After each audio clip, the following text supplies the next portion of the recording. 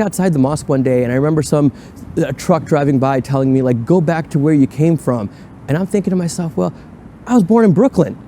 You know, I'm just as American as any one of you. Muslims and people of Arab and South Asian descent in America also face racial profiling by law enforcement. Raina Jaber says at times she felt singled out at airports. I used to always get patted down. They'd be like, oh, you were randomly selected.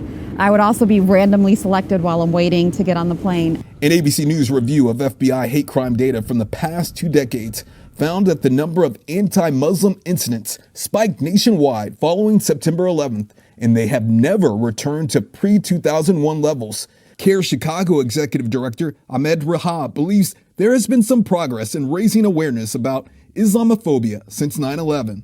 Your average, ordinary, everyday Muslim is no different than any other citizen, someone who is working to put food on the table for their children, contributing to our country. Rehab says Muslims are often unfairly held responsible for the actions of a few. When it comes to Muslims, there was still that understanding that somehow all of us, individual, ordinary Muslims, are an extension of that aberrational, bizarre behavior that none of us can relate to or even understand. That is a double standard, and I think we're beginning to understand that that double standard exists. Azam says many Muslim Americans lost their lives on 9/11, and many helped in the city's recovery, including his dad. One of the things I'm most proud of is that my father, who is also an engineer who works for the city of New York, was part of the rebuilding of the subway stations under the World Trade Center.